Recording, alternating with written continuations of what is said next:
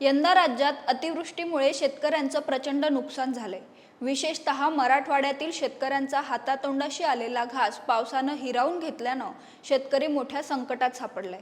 या शेतकऱ्यांना दिलासा देण्यासाठी राज्य सरकारने 31,628 कोटी रुपयांचं पॅकेज जाहीर केले।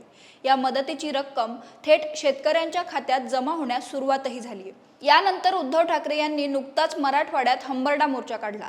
वास्तविक अतिवृष्टीग्रस्त शेतकऱ्यांसाठी खिशातून साधा रुपयाही न काढता केवळ मोर्चे काढून त्यांना दिलासा देण्याची ही कुठली पद्धत आहे हा संशोधनाचाच विषय। त्यात या मोर्चातही मी माझ्यातर्फे शेतकऱ्यांना काय देऊ शकतो हा मुद्दा सोडून इतर सगळ्या विषयांवर भाषणं झाली। त्यामुळे ठाकरेंचा हा मोर्चा नेमका कशासाठी होता हे त्यांनाच ठाऊक। तर उबाठा गटाच्या हंबरडा मोर्चात नेमकं काय घडलं, या मोर्चामागे कोणती गणितं शिस्त आहेत आणि ठाकरेंचा हा मोर्चा खरंच हंबरडा मोर्चा होता का की फ्लॉप शो होता, या सगळ्या प्रश्नांची उत्तरं जाणून घेऊया आजच्या व्हिडिओतून। नमस्कार, मी अवंती भोयर आणि कॅमेरावर आहे साहिल आमरे। सर्वात आधी राज्य सरकारने पूरग्रस्त शेतकऱ्यांना कशी आणि कोणत्या स्वरूपात मदत दिली हे समजून घेऊया। महाराष्ट्रात साधारणपणे 1,43,00,000 हेक्टर जमिनीवर पिकांची लागवड झाली होती। यापैकी 68,00,000 हेक्टर जमिनीवरील पिकांचं नुकसान झालं। यात काही जमिनींवर अंशतः तर मोठ्या प्रमाणात पूर्णतः नुकसान झालं।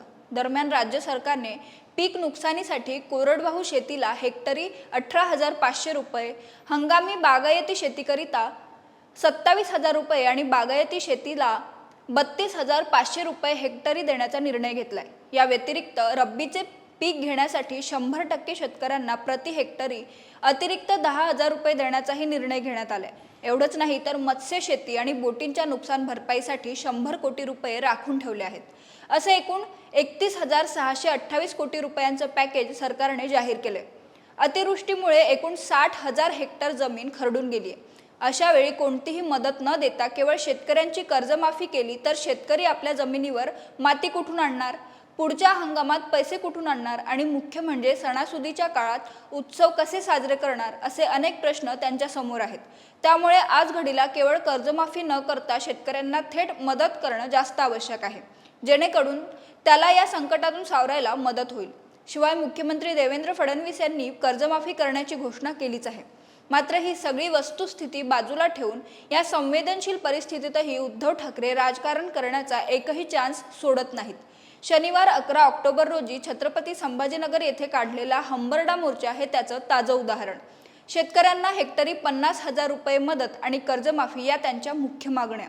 खरं तर मुख्यमंत्री सहायता निधी आणि CSR निधीतून आजपर्यंत कित्येक लोकांनी मुख्यमंत्र्यांकडे मदत सुपूर्द केली आहे, पण त्यात विरोधी पक्षातील आणि विशेषतः उबाठा गटातील कुणाचंही नाव दिसलं नाही। शिवाय शेतकऱ्यांना साधी कुठली मदतही करताना ते दिसले नाहीत। पण केवळ मोर्चे काढून शेतकरी संकटातून बाहेर पडणार का, असा प्रश्न या निमित्ताने उपस्थित होतो। ठाकरेंच्या या मोर्चातील सर्वात मजेशीर बाब म्हणजे शेतकऱ्यांच्या हंबरड्यावर भाषण करता करता उद्धव ठाकरे कधी दसरा मेळावा आणि विरोधी पक्षनेते पदावर घसरले ते कळलंच नाही। वास्तविक हंबरडा आणि विरोधी पक्षनेता याचा अर्थार्थी संबंध नाही, मात्र या मोर्चात त्यांनी उपमुख्यमंत्री पद आणि विरोधी पक्षनेते पदावर ताशेरे ओढणं हास्यास्पदच म्हणावं लागेल।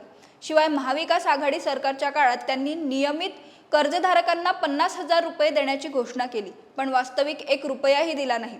त्यांनी केलेल्या कर्जमाफीचा लाभ किती शेतकऱ्यांना मिळाला हाही एक संशोधनाचाच विषय असो। स्थानिक स्वराज्य संस्थांच्या निवडणुका तोंडावर आहेत। अशा वेळी उद्धव ठाकरेंना मुंबईतील मराठी माणूस आणि आता शेतकऱ्यांचा कळवळा येणं स्वाभाविक आहे।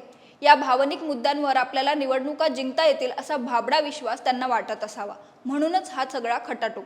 तुम्हाला याबद्दल काय वाटतं ते कमेंट करून आम्हाला नक्की कळवा आणि MHA MTVच्या YouTube चॅनलला सबस्क्राईब करा। धन्यवाद।